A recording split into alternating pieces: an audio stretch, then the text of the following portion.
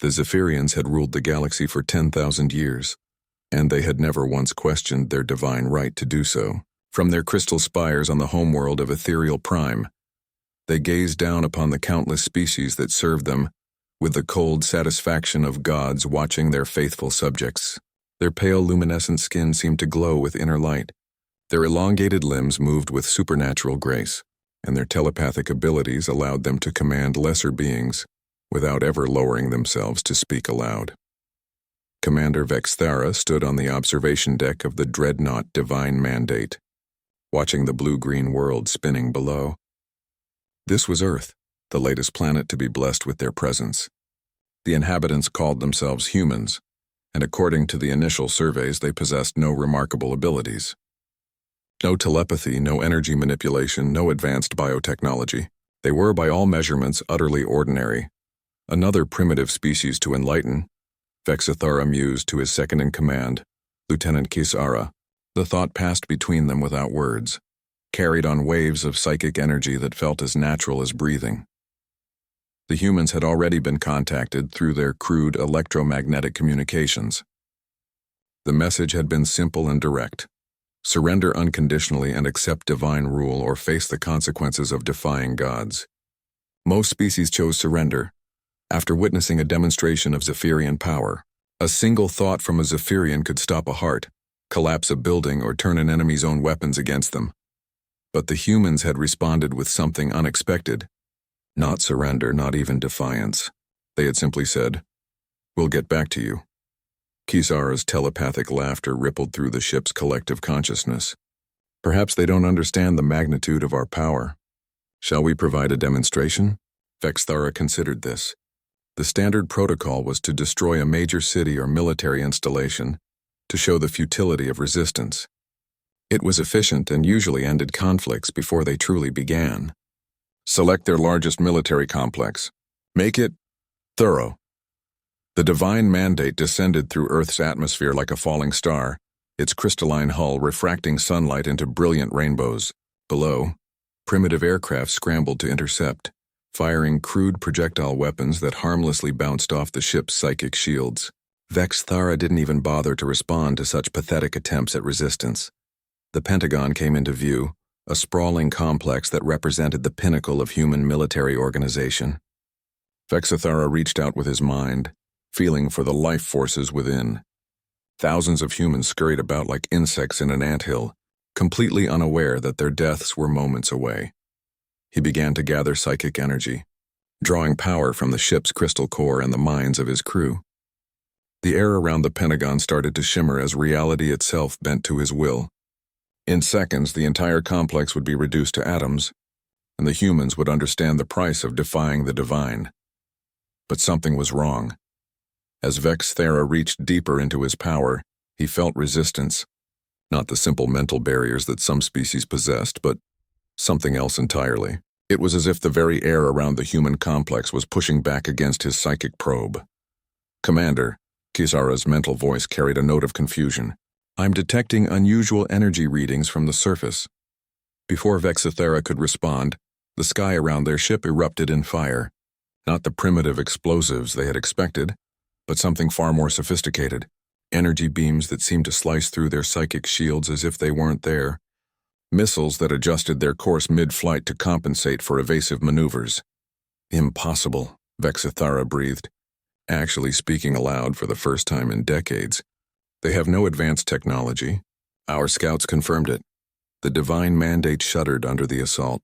Warning lights flashed throughout the crystalline corridors as the ship's bio-neural network screamed in distress. These humans weren't just fighting back, they were winning. "Emergency ascent," Vexithara commanded, pouring all his psychic energy into the ship's engines.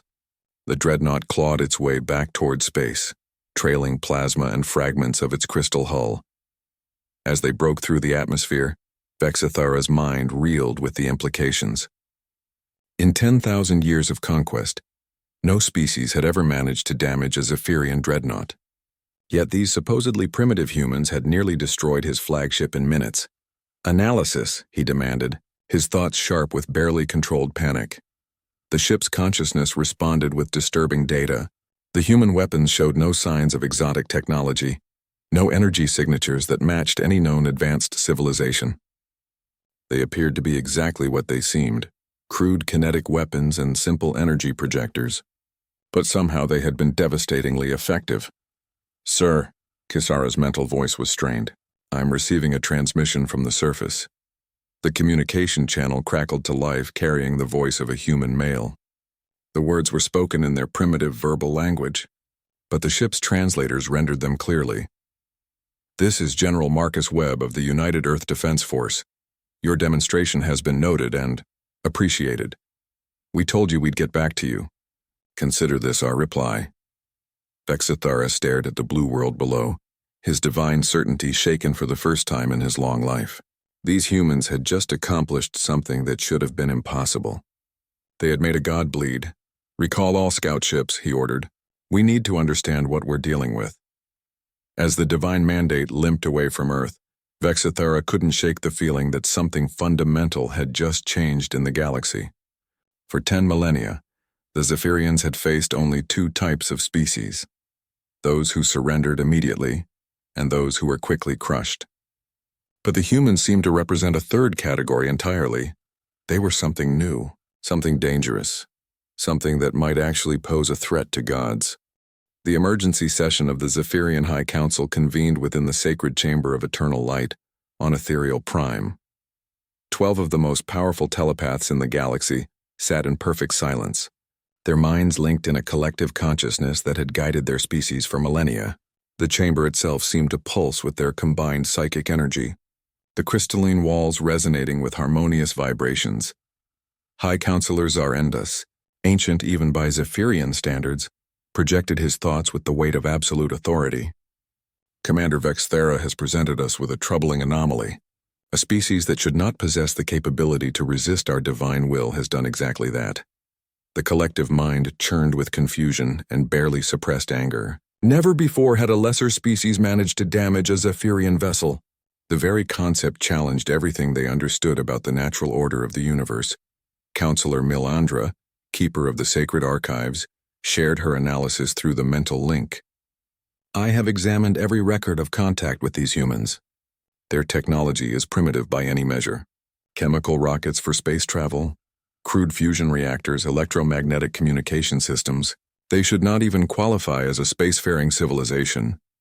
Yet they bloodied the nose of the divine mandate," Counselor Thexmore observed, his mental voice carrying dark amusement. "Perhaps our intelligence was flawed." Vexithara materialized his thoughts carefully, knowing that any sign of weakness would be seized upon by his peers. The weapons they used were indeed primitive, but their application was unexpected. They showed tactical coordination beyond anything in our databases. Their response time suggested they were prepared for our arrival. This revelation sent ripples of unease through the collective consciousness. The Zephyrians had always relied on the element of surprise, appearing suddenly over a world and demanding submission before resistance could be organized. If the humans had somehow anticipated their arrival, it suggested intelligence capabilities far beyond what their technology should allow. High Counselor Zarendus raised his mental voice above the growing chatter. "There is another possibility we must consider. These humans may have allies, a hidden patron species that has provided them with advanced weaponry while maintaining the facade of primitive development." The suggestion was met with immediate skepticism. Counselor Velteran, master of strategic analysis, projected his doubts. "What species would dare to interfere with our divine mandate? We have crushed every civilization capable of such assistance." "Perhaps one we believed crushed," Zarendus replied ominously. "Or perhaps one we have not yet encountered." Meanwhile, on Earth, General Marcus Webb stood in the buried command center known as NORAD Deep, staring at holographic displays that showed the retreating Zephyrian vessel. The room hummed with activity as hundreds of technicians monitored sensor arrays, communication networks, and defensive systems that officially didn't exist. "Status report," Webb commanded, his weathered face showing no emotion despite the magnitude of what had just occurred. Colonel Sarah Chen, his chief of staff, consulted her tablet with practiced efficiency. All defensive platforms performed within expected parameters. Project Prometheus exceeded projections by 12%. Estimated damage to the alien vessel is significant but not critical. Webb nodded grimly. Project Prometheus, humanity's greatest secret and perhaps their only hope for survival. 3 decades of preparation, trillions of dollars in black budget funding, and the combined genius of Earth's brightest minds had led to this moment. They'll be back, Webb stated flatly. And they'll come prepared for conventional weapons this time. Sir, interrupted Dr. Elena Vasquez, the project's chief scientist. We're receiving telemetry from the orbital observation posts. The alien ship has stopped just beyond the moon's orbit. They appear to be waiting. Webb's jaw tightened. The Zephyrians were studying them, trying to understand how primitive humans had managed to hurt them. It was exactly what he would do in their position, and it gave humanity perhaps a few days to prepare for the real war. Initiate Phase 2 protocols, he ordered. Contact all allied governments. It's time to reveal everything. Dr. Vasquez hesitated. General, are you certain? Once we fully activate the network, there's no going back. The entire world will know that we've been preparing for this day since 1987. Webb thought of the photographs. In his classified files, images captured by deep space telescopes, of entire star systems going dark, of civilizations that had flourished for millennia, suddenly falling silent. The Zephyrians had been methodically conquering the galaxy for 10,000 years, and until recently, nobody had ever successfully resisted them. But humanity was different. They had always been different. Do it, Webb commanded. Send the activation codes to all Project Prometheus sites. London, Moscow, Beijing, Tokyo, Sydney. Bring them all online. And contact the UN Security Council. It's time for full disclosure. Back in space, aboard the damaged Divine Mandate, Vexithera studied the sensor readings with growing unease. The human planet appeared unchanged from orbit. The same primitive cities, the same crude industrial complexes, the same electromagnetic chatter of an underdeveloped civilization. But something was different now, something his instruments couldn't quite identify. Commander. Kesara's mental voice carried urgent concern. I'm detecting energy buildups across the planet's surface. Multiple locations, synchronized activation patterns. Vexithara expanded his psychic senses, probing the world below with increasing alarm. Where before he had sensed only the weak, chaotic thoughts of billions of unguided minds, now he felt something else. Organization, purpose, unity of thought that suggested these humans were far more coordinated than any primitive species should be. It's not possible, he whispered, reverting again to spoken words in his distress. They're acting like a hive mind, but they have no telepathic capabilities. The implications were staggering. If humanity could achieve hive mind coordination without telepathy, it suggested organizational capabilities that challenged Zephyrian assumptions about the nature of intelligence itself.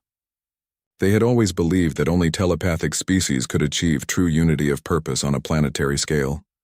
Sir, the ship's tactical officer interrupted his thoughts. I'm reading massive power signatures from the planet's surface. Whatever they're doing down there, it's building toward something significant. Vexithara made a decision that would haunt him for the rest of his existence. Instead of withdrawing to a safe distance, instead of calling for reinforcements, he chose to probe deeper into the mystery of human capability. Take us closer, he commanded. I want to understand how they're doing this. It was the last order he would ever give as a free Zephyrian commander.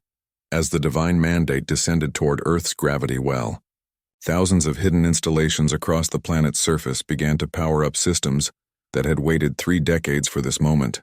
Humanity's greatest secret was about to be revealed, and the galaxy would never be the same. The truth about humanity's preparation began in 1987, when Dr. James Morrison detected the first transmission from the dying world of Kepler, 442b. It had taken 38 years for the desperate message to reach Earth. Traveling at the speed of light across the vast emptiness of space, the transmission was brief, fragmented, and terrifying. They come as God, telepathic. 10,000 years of conquest. Resist if you can. They call themselves Zephyrians. Gods do not die easily, but they can die. Dr. Morrison, working alone in the Arecibo Observatory during a late-night shift, almost dismissed the signal as cosmic background noise. But something about its mathematical structure suggested intelligence, and the more he analyzed it, the more convinced he became that someone or something had sent humanity a warning across the stars. Within 72 hours, The transmission was in the hands of the most secretive intelligence agencies on Earth. Within a week, Project Prometheus was born in the depths of Cheyenne Mountain, bringing together brilliant minds from every nation under the strictest secrecy protocols ever implemented. Dr. Elena Vasquez, then a young theoretical physicist at MIT, remembered her first briefing clearly.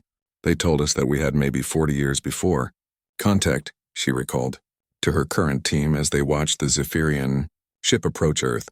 40 years to prepare for an enemy that had conquered thousands of worlds, that possessed abilities we barely understood, and that considered themselves gods. The early years of Project Prometheus had been filled with desperate research and seemingly impossible challenges. How do you fight a telepathic species when humans possess no psychic abilities? How do you resist technology so advanced it appears magical? How do you coordinate a global defense when the enemy can read thoughts and turn minds against each other? The breakthrough came from an unexpected source, Dr. Yuki Tanaka, a neuroscientist studying autism spectrum disorders. She noticed that certain individuals showed unusual resistance to subliminal influence and suggestion. Further research revealed that approximately 2.3% of the human population possessed neural patterns that created natural barriers to telepathic intrusion. We called them nulls. Dr. Vasquez explained to her team as they monitored the approaching Zephyrian vessel. Individuals whose brains simply don't interface with telepathic probes. They became the foundation of our entire defense strategy. But resistance to telepathy was only the first piece of the puzzle. The real innovation came when Dr. Marcus Webb, then a young Army engineer, proposed using the nulls as coordination nodes in a vast communication network. If telepathic species could achieve instant coordination through mental links, perhaps humans could accomplish the same thing through technology. The result was the Prometheus network, a quantum-encrypted communication system that linked every major military installation, government facility, and research center on Earth. The nulls served as operators, their telepathy-resistant minds ensuring that Zephyrian mental probes couldn't compromise the network. When activated, the system allowed humanity to function as a single, coordinated organism. Aboard the Divine Mandate, Vexthara felt the change the moment the network came online. The chaotic mental static of human thought suddenly crystallized into something resembling order, not the elegant telepathic harmony of Zephyrian consciousness, but something more robust, a technological nervous system that connected billions of minds without requiring psychic ability. Impossible, he breathed, watching his sensors detect the activation of hidden installations across the planet's surface. They've created artificial telepathy. The installations were rising from concealment now, shedding camouflage that had hidden them for decades. What had appeared to be hills, buildings, and natural formations revealed themselves as massive weapon platforms, defensive systems, and sensor arrays. The humans had quite literally rebuilt their entire planet as a fortress. Kisara's mental voice carried awe and growing fear. Commander, I'm counting over 10,000 major installations. This level of coordination, they've been preparing for our arrival for decades.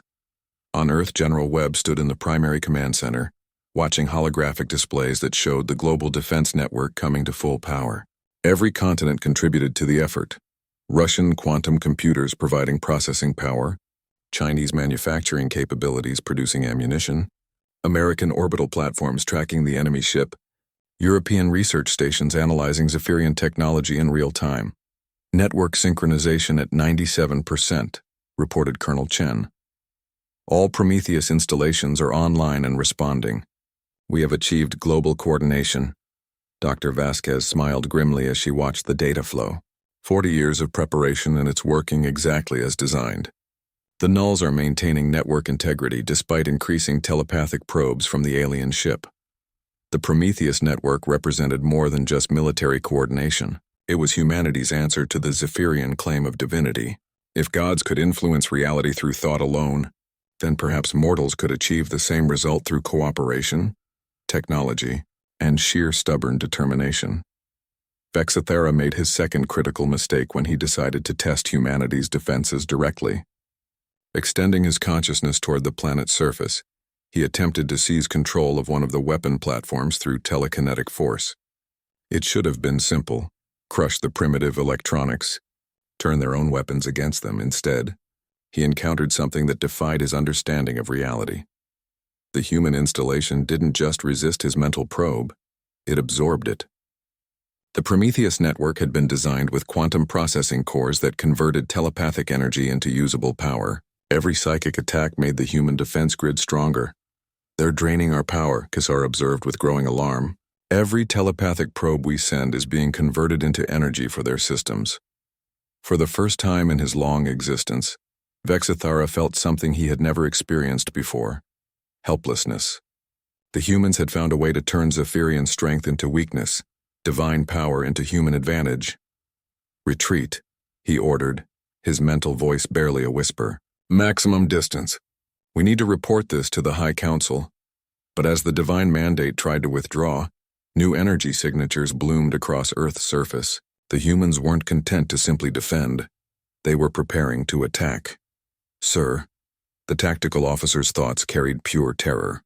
"They're targeting us with focused energy beams. The power levels. They're using our own psychic energy against us." The first human counterattack struck the Zephyrian ship like the hammer of an angry god. Converted telepathic energy, refined and focused through quantum processors, tore through crystalline hull plating as if it were paper. Systems that had functioned for millennia suddenly failed as human technology proved that even divine engineering had its limits. As the divine mandate limped away from Earth, trailing debris and leaking atmosphere, Vexithara realized that the galaxy had fundamentally changed. The age of easy conquest was over. Humanity had done something no species had ever accomplished before. They had found a way to kill gods, and they were just getting started. The Zephyrian Empire had not experienced fear for 10,000 years, but fear was exactly what rippled through the crystalline halls of Ethereal Prime as the damaged divine mandate limped into port. The sight of a wounded dreadnought was so unprecedented that crowds of Zephyrians gathered to witness what many believed impossible, proof that their divine superiority could be challenged. High Counselor Zarenda stood in the medical bay, watching as bio-neural regeneration systems worked to repair Commander Vexithara's injuries. The commander's luminescent skin had taken on an unhealthy gray pallor, and his telepathic emanations were weak and fragmented. He had pushed his psychic abilities far beyond safe limits in his desperate attempt to understand human capabilities. "The humans," Vexithara whispered, his mental voice barely audible. "They found a way to weaponize our own power against us. Every telepathic probe we sent made them stronger." Counselor Melandra, who had arrived to debrief the returning commander, projected her disbelief. "You're suggesting that a non-telepathic species has developed technology capable of manipulating psychic energy? Such a thing violates the fundamental laws of consciousness." "I saw it myself," Vexithara insisted, struggling to organize his damaged thoughts. "They've been preparing for our arrival for decades. Their entire planet is a weapon designed specifically to counter our abilities." The implications were staggering. If humanity possessed the technology to turn Zephyrian power against itself, then every assumption about divine superiority was called into question. Worse still, if one species could develop such capabilities, others might follow their example. Meanwhile, in the sacred chamber of eternal light, the High Council convened in emergency session. The collective consciousness that had guided Zephyrian civilization for millennia now churned with uncertainty and growing anger. The very concept that mortal beings could harm gods challenged everything they understood about the natural order. "We must assemble the Grand Fleet," declared Counselor Thexmore, his mental voice carrying the weight of absolute conviction, a force so overwhelming that these humans will understand the futility of resistance. High Counselor Zarendas considered this carefully. The Grand Fleet represented the full military might of the Zephyrian Empire, 700 dreadnoughts, each one capable of destroying entire star systems. It had never been deployed against a single planet before, but then again, no single planet had ever posed a threat to divine rule. "The risks are significant," projected Counselor Veltarin. "If these humans can indeed convert our psychic energy into weapons, deploying the entire fleet might provide them with enough power to threaten multiple worlds. Then what do you propose?" Thexmore's thoughts carried sharp irritation. That we simply ignore this challenge to our divine authority? The debate might have continued for days, but it was interrupted by an urgent transmission from the edge of Zephyrian space. Scout ship Eternal Vigilance had detected something that changed everything. A human vessel, primitive by Zephyrian standards but undeniably functional, approaching the outer worlds of the Empire. On Earth, the launch of the UES Defiance had been celebrated as humanity's greatest achievement since the moon landing. The ship was a testament to 40 years of accelerated development under Project Prometheus. Fusion drives that could cross interstellar distances in months rather than centuries, quantum communication arrays that maintained contact across light years, and, most importantly, a crew of nulls whose telepathy-resistant minds could operate in Zephyrian space without fear of mental domination. Captain Sarah Martinez stood on the bridge of the Defiance, watching the alien star system grow larger on the main screen. The Kepler 442 system had been dead for 40 years, its inhabited worlds reduced to radioactive slag by Zephyrian conquest. But according to the original warning transmission, some survivors might have escaped to the system's outer planets, scanning for life signs, reported Lieutenant Commander Jackson Torres, the ship's science officer. Like every member of the crew, Torres was a null, one of the telepathy-resistant individuals who formed the backbone of humanity's resistance effort. "Any sign of our friends?" Captain Martinez asked, referring to the Zephyrian forces that were undoubtedly tracking their approach. "3 vessels maintaining distant observation," confirmed Commander Lisa Park from the tactical station. "They're not approaching, just watching." The Zephyrian scout ships were indeed watching, their crews struggling to understand how a primitive species had developed interstellar travel so quickly. According to their intelligence, humans had barely achieved fusion power when the first contact team arrived at Earth. Now, mere weeks later, they were operating sophisticated starships in the heart of Zephyrian space. Commander Sil Andra of the Eternal Vigilance found herself facing an unprecedented situation.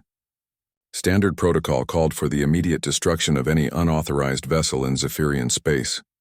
But the reports from Earth suggested that attacking humans might be more dangerous than leaving them alone. "What are your orders, Commander?" asked her tactical officer, Lieutenant Kiranth. Silandra hesitated, her divine certainty shaken by the accounts of human resistance.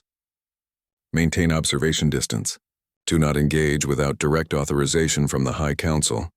On the bridge of the Defiance, Captain Martinez smiled grimly as her sensors detected the Zephyrian hesitation. "They're afraid of us," she observed. "Good. Let them wonder what we're capable of." The human ship continued its approach to Kepler 442c, a frozen world on the edge of the system's habitable zone. Long-range scans had detected artificial structures beneath the planet's ice sheet, structures that matched the architectural patterns described in the original warning transmission. As the Defiance entered orbit around the desolate world, Captain Martinez felt the weight of history on her shoulders. Somewhere below lay the survivors of humanity's first contact with an alien civilization, refugees who had endured 40 years of hiding in the frozen darkness, waiting for someone to find them. "Launch the landing pods," she ordered. "Full stealth configuration. If there are survivors down there, we're bringing them home." The Zephyrian observers watched in growing alarm as the human vessel deployed advanced stealth technology that rendered its landing craft nearly invisible to their sensors. These humans weren't just resistant to telepathic control. They possessed technological capabilities that rivaled or exceeded Zephyrian. "Engineering in certain areas, Commander." Silandra made a decision that would echo through the corridors of power on Ethereal Prime. Instead of maintaining passive observation, she reached out with her telepathic abilities, attempting to probe the human ship for information about their capabilities and intentions. The response was immediate and devastating. Every psychic probe that touched the Defiance was absorbed by quantum processing cores similar to those protecting Earth.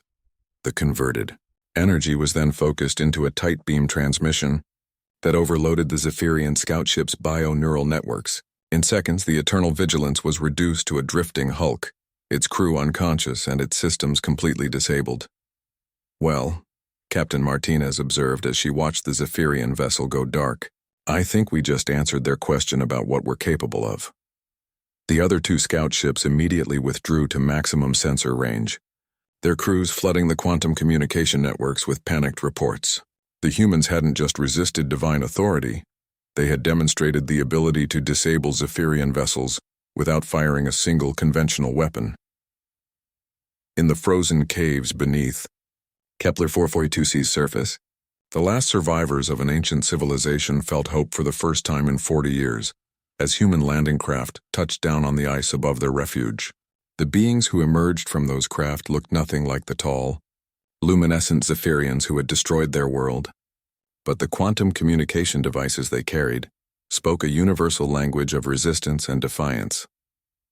As news of the human rescue mission spread through the hidden networks of conquered species, something began to stir in the depths of the galaxy. For 10,000 years, the Zephyrians had ruled through the simple strategy of overwhelming force, combined with the psychological impact of appearing divine. But if mortals could resist gods, if primitive species could develop weapons that turned divine power against itself, then perhaps the age of Zephyrian supremacy was finally coming to an end. The revolution was about to begin, and humanity would lead it. The rescued survivors from Kepler 442c changed everything humanity thought they knew about the galaxy. As the UES Defiance completed its journey back to Earth, the beings in its cargo hold shared 40 years of accumulated knowledge about Zephyrian tactics, weaknesses, and most importantly, the locations of other hidden resistance cells scattered across dozens of star systems. Dr. Elena Vasquez stood in the quarantine facility beneath NORAD Deep, studying the lead survivor through reinforced transparent barriers. The being called itself Kethvar, a member of the Altarian species that had once possessed one of the galaxy's most advanced civilizations. Now it was one of only 300 survivors from a population that had once numbered in the billions. Your species accomplished something we thought impossible. Kethvar communicated through a translation device cobbled together from human and Altarian technology. You made the Zephyrians afraid. In 10,000 years of conquest, we have never seen them retreat from a single world. General Webb joined the conversation via secure video link from the main command center. We need to know everything about their military capabilities, their strategic thinking, their technological limitations. Can you help us? Kethvar's expression, as much as human eyes could interpret alien features, seemed to convey both hope and desperate determination. We can do more than that. There are others like us, survivors hidden throughout the galaxy. If you can prove that the Zephyrians can be defeated, they will join your resistance. The implications were staggering. Humanity had assumed they were fighting alone against an overwhelming enemy, but apparently they were part of a galaxy-wide network of species that had never truly surrendered. They had simply been waiting for someone to show them how to fight back effectively. Dr. Vasquez leaned forward, her scientific mind racing with possibilities. The quantum processing cores that convert telepathic energy. Could your people help us improve that technology? Improve it? Kethvar's translator conveyed what might have been amusement. Dr. Vasquez, your species has rediscovered principles that the ancient precursors used millions of years ago. With our knowledge and your innovation, we can build weapons that will make the gods themselves kneel. Meanwhile, on Ethereal Prime, the Zephyrian High Council faced a crisis of confidence that threatened the very foundations of their empire. The complete destruction of the scout ship Eternal Vigilance had sent shockwaves through the collective consciousness, forcing them to confront the possibility that their divine authority might not be absolute after all. High Counselor Zar Endas projected his thoughts with carefully controlled authority, but those sensitive to telepathic nuance could detect the uncertainty beneath his mental voice. The humans have demonstrated capabilities that challenge our understanding of the possible. We must adapt our strategies accordingly. Counselor Thexmore's response carried aggressive certainty. There is nothing to adapt. We deploy the Grand Fleet immediately and reduce their world to atoms. No species, regardless of their technological tricks, can stand against 700 dreadnoughts. And if their defensive systems can convert the psychic energy of 700 ships into weapons, countered Counselor Veltaran, we could be providing them with enough power to threaten the entire galactic core. The debate might have continued indefinitely, but it was interrupted by reports from across the Empire that changed the strategic situation entirely. On 17 different worlds, formerly docile subject species had suddenly begun showing signs of organized resistance. Communications networks that had been dormant for decades were coming back online, and worst of all, several of these rebellious groups were using technology that bore clear resemblance to human quantum processing systems. The infection is spreading, Counselor Mylandra observed, her mental voice tight with controlled fear. The humans are sharing their resistance technology with other species. The truth was even worse than the Council suspected. Captain Martinez and the crew of the Defiance had done more than rescue survivors. They had established the first nodes of an interstellar resistance network, using quantum communication technology that was immune to Zephyrian telepathic interference. Humanity was coordinating with resistance cells across hundreds of star systems. In the command center of NORAD Deep, General Webb watched holographic displays that showed the galaxy-wide uprising in real time. Green indicators marked confirmed resistance cells, yellow showed probable allies, and red indicated Zephyrian strongholds. For the first time in human history, they could see the true scope of the galactic political situation. "Status report," Webb commanded, his weathered face showing the strain of coordinating an interstellar rebellion. Colonel Chen consulted her quantum-encrypted tablet. 47 star systems have confirmed active resistance cells. The Altarians are providing technological expertise. The Vegan Collective is contributing manufacturing capabilities, and the Centauri Federation is offering strategic coordination. Dr. Vasquez looked up from her analysis station, her eyes bright with scientific excitement. "General, the quantum resonance data we're receiving from across the galaxy is incredible. Each species has developed unique adaptations to Zephyrian control techniques. If we can integrate all of these different approaches, we could build something the Zephyrians have never encountered before," Webb finished. "A resistance network that's immune to their standard conquest protocols." The breakthrough came when human scientists, working with Altarian quantum theorists and vegan biotechnicians, discovered that Zephyrian telepathic abilities had a fundamental weakness. Their psychic powers operated on specific quantum frequencies that could be mapped, predicted, and ultimately disrupted. Within weeks of this discovery, resistance cells across the galaxy were deploying quantum disruptor fields that rendered Zephyrian telepathy completely ineffective within their range. For the first time in 10 millennia, Zephyrian ground forces found themselves fighting conventional battles against enemies they couldn't mentally dominate. The results were catastrophic for the Empire. On the industrial world of Rigel 7th, Zephyrian occupation forces found themselves facing armed resistance from workers who were no longer susceptible to telepathic control. The aliens who had seemed like bumbling primitives for centuries suddenly displayed tactical coordination that rivaled Zephyrian military doctrine. On the agricultural world of Vega Prime, entire cities activated quantum disruptor fields simultaneously, creating telepathy dead zones where former slaves could organize without fear of mental interference. The rebellion that followed cost the Zephyrians one of their most productive food-producing worlds, but it was on the fortress world of Epsilon Eridani that the Zephyrian Empire suffered its first major military defeat in 10,000 years. The world had been converted into a massive military base, home to over 50,000 Zephyrian troops and supporting staff. When the local resistance activated a planet-wide quantum disruptor field, the entire Zephyrian force suddenly found themselves cut off from the telepathic network that had coordinated their activities for millennia. Human military advisors, transported to the world via cloaked ships, helped the local resistance implement Earth-developed tactical doctrines. The resulting battle was a massacre. Zephyrian troops accustomed to dominating their enemies through mental control proved surprisingly vulnerable to conventional warfare when their psychic advantages were neutralized. News of the defeat spread through the quantum communication network at the speed of light, inspiring resistance movements on hundreds of worlds.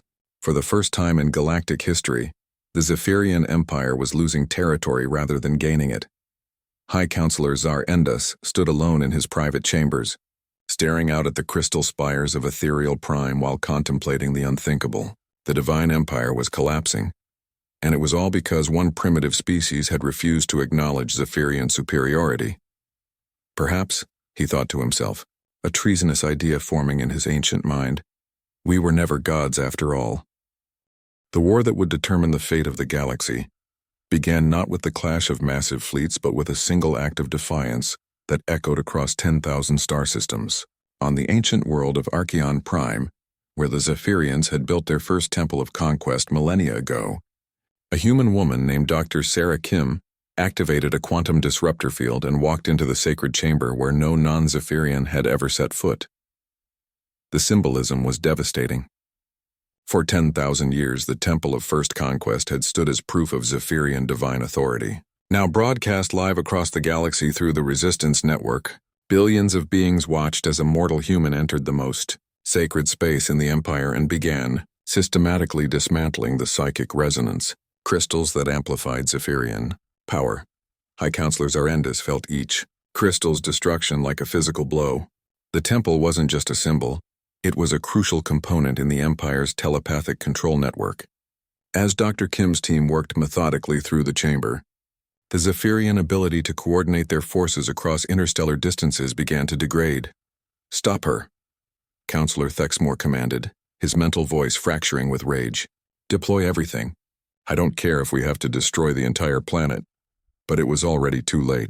The quantum disruptor field protecting the temple was powered by converted Zephyrian psychic energy, growing stronger with each telepathic attack directed against it. Every attempt to strike at the human intruders only made their defenses more impregnable. General Webb watched the temple operation from Earth's command center, his expression grim with satisfaction.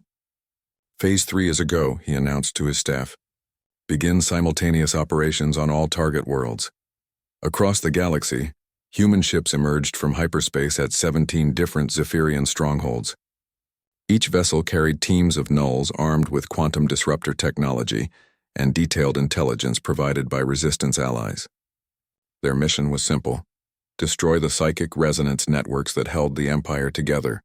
The UES Retribution, commanded by Captain Lisa Chen, materialized in orbit around Tau Ceti 4, home to the Empire's primary telepathic training facility.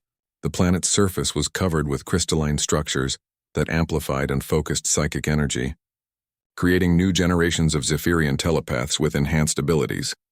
"Target the central resonance complex," Captain Chen ordered. "Full quantum bombardment." The weapons that struck Tau Ceti 4 were unlike anything the galaxy had ever seen. Instead of simple energy beams or kinetic projectiles, they fired concentrated bursts of quantum disruptive force that specifically targeted telepathic energy patterns. Each impact created expanding zones of telepathic nullification, turning the planet's psychic enhancement facilities into dead zones where Zephyrian abilities simply stopped working. On the fortress world of Betelgeuse Prime, Commander Torres led a ground assault that would have been impossible just months earlier. His team of null commandos moved through Zephyrian defensive positions like ghosts, invisible to telepathic detection and immune to mental domination. The alien defenders, stripped of their primary advantage, fell back in confusion as their supposedly impregnable fortress crumbled around them.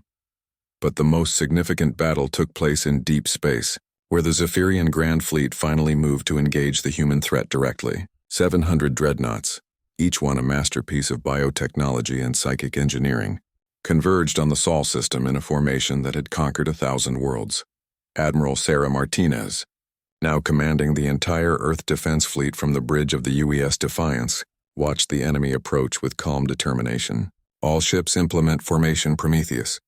Begin quantum resonance charge." The human fleet was pitifully small compared to the Zephyrian armada, barely 200 vessels against 700 alien dreadnoughts. But size no longer mattered when humanity had learned to turn the enemy's greatest strength against them. As the Zephyrian fleet entered the outer solar system, it encountered the first of humanity's new defensive measures. Quantum disruptor mines, invisible to conventional sensors, began detonating throughout the alien formation. Each explosion created spheres of telepathic nullification that severed the psychic links between Zephyrian ships and their crews. High Counselor Zarendis, commanding the Grand Fleet from his personal dreadnought Divine Authority, felt the collective consciousness of his fleet fragmenting as ship after ship was cut off from the telepathic network. For the first time in his long existence, he experienced what lesser species had always endured, the terrifying isolation of individual consciousness. "Impossible," he whispered, his divine certainty crumbling as his fleet dissolved into chaos around him. "We are gods. This cannot be happening." But it was happening. As the Zephyrian ships lost their telepathic coordination, they began firing on each other in confusion. Crews that had never operated without mental links struggled to communicate through primitive voice systems. The perfect discipline that had made them invincible for millennia collapsed into pandemonium. Admiral Martinez pressed her advantage ruthlessly. All ships begin conversion bombardment. Target their flagship. The concentrated fire of 200 human vessels struck the Divine Authority with devastating force. But these weren't conventional weapons. They were quantum resonance projectors that converted the ship's own telepathic energy into destructive force. The more psychic power the Zephyrian flagship generated, the more damage it inflicted on itself. Zarendas felt his ship dying around him, its bio-neural networks overloading as quantum disruption spread through the crystalline hull. The Divine Authority that had sustained his species for 10 millennia was literally consuming itself, turned into a weapon against its own creators. "Retreat," he commanded, but his order couldn't reach his scattered fleet through the telepathic interference. Ship after ship was succumbing to quantum disruption, their crews either dead or unconscious as their neural interfaces overloaded. Of the 700 dreadnoughts that had entered the Sol system, fewer than 50 escaped. The rest were either destroyed outright or captured as their crews fell unconscious from telepathic feedback. The Grand Fleet, pride of the Zephyrian Empire, had been utterly destroyed by a species they had dismissed as primitive. As news of the victory spread through the quantum communication network, resistance movements across the galaxy erupted in celebration. On 1,000 worlds, beings who had lived in slavery for millennia raised their voices in defiant joy. The gods had been defeated. The Empire was falling. In his private chambers on Ethereal Prime, High Counselor Zarenda stared at holographic displays showing the collapse of Zephyrian control across dozens of star systems. Rebellion was spreading faster than his remaining forces could respond, and every report brought news of another defeat. For 10,000 years, the Zephyrians had ruled through the simple belief that they were divine and therefore invincible. Now a single species had proven that belief false, and the entire foundation of the Empire was crumbling. Perhaps, Zarendas thought as he watched his civilization fall, we were never gods after all. Perhaps we were simply the first to believe our own lie. The age of divine rule was ending, and the age of mortal defiance had begun. 3 years after the Battle of Sol, Admiral Sarah Martinez stood on the observation deck of the UES Liberation, watching the crystal spires of Ethereal Prime grow larger on the main screen. The once mighty capital of the Zephyrian Empire now lay defenseless before the combined fleets of the Galactic Liberation Alliance, a coalition of species that had once cowered before alien gods and now stood united in their determination to ensure that such tyranny could never rise again. The war had not ended with the destruction of the Grand Fleet. Pockets of Zephyrian resistance had fought desperately across hundreds of worlds, using increasingly desperate tactics as their telepathic advantages were systematically neutralized. Some had tried to surrender, offering to share their advanced biotechnology in exchange for mercy. Others had retreated to hidden fortress worlds, attempting to rebuild their power in secret. But humanity and their allies had learned the most important lesson of the war. Gods who claim divinity through force must be thoroughly defeated, not merely contained. Every Zephyrian stronghold had been found and dismantled. Every telepathic amplification network had been destroyed. Every symbol of divine authority had been toppled. Now only Ethereal Prime remained. General Webb's voice crackled through the communication system from his command ship. "Admiral, you are authorized to proceed with Operation Final Dawn. Let's finish this." Martinez nodded to her bridge crew, a mixed group of humans, Altarians, vegans, and a dozen other species who had learned to work together, despite vast differences in biology and culture. The diversity itself was a rebuke to Zephyrian claims of superiority, proof that cooperation could accomplish what domination never could. "All ships, begin final approach," Martinez commanded. "Quantum disruptor fields at maximum power. We're going in." On the surface of Ethereal Prime, High Counselor Zarenda stood alone in the Chamber of Eternal Light, watching the alien fleet descend through his world's atmosphere. The crystalline walls that had once resonated with the collective consciousness of his species now stood silent and dark. The last of the High Council had fled or died weeks ago, leaving him as the sole representative of a fallen empire. He could have escaped as well. Hidden ships still waited in secret bases throughout the galaxy, ready to carry the surviving Zephyrians to distant worlds where they might attempt to rebuild their civilization. But Zarendis had chosen to remain, driven by a need to understand how divine beings had been brought so low by mortal creatures. The answer came to him as he felt the quantum disruptor fields wash over the capital city, silencing the last traces of telepathic energy that had powered Zephyrian civilization for 10 millennia. The humans hadn't defeated gods. They had revealed that gods had never existed in the first place. For 10,000 years, the Zephyrians had confused superior technology with divine authority, telepathic ability with inherent superiority. They had built an empire on the assumption that might made right, that the ability to dominate others was proof of worthiness to rule. But the humans had demonstrated something far more powerful than telepathy or advanced biotechnology. They had shown the galaxy what true strength looked like. Dr. Elena Vasquez materialized in the chamber alongside a squad of null commandos, her quantum disruptor field generator, creating a sphere of telepathic nullification around her position. She studied the lone Zephyrian with scientific curiosity rather than hatred, seeing in him not a god but simply another sentient being who had made catastrophic choices. "High Counselor Zarendis," she said, her voice amplified by translation systems that had been perfected during 3 years of galactic cooperation. "I am Dr. Elena Vasquez of the Terran Research Division. You are under arrest for crimes against sentient life." Zarendis turned to face her, his luminescent skin dim with exhaustion and defeat. Without the telepathic network to sustain him, he looked fragile and ancient, more like a tired old being than a divine ruler. "Dr. Vasquez," he replied, his own voice hoarse from disuse. "I have been expecting you. I assume you have come to understand how we were defeated so thoroughly." Vasquez nodded, her expression serious but not unkind. "Among other things, the galaxy needs to understand how the Zephyrian Empire maintained control for so long, and how to prevent anything like it from rising again." "The answer is simpler than you might think," Zarendis said, his voice carrying the weight of profound realization. "We convinced ourselves that we were gods and the galaxy believed us. But we were never divine. We were simply the first species to develop telepathic abilities on a large scale. We mistook evolutionary advantage for divine mandate." He gestured weakly at the silent chamber around them. "Your species accomplished something we thought impossible. You proved that cooperation is stronger than domination, that technological innovation driven by necessity can overcome evolutionary advantage, and that the will to resist is more powerful than the desire to rule."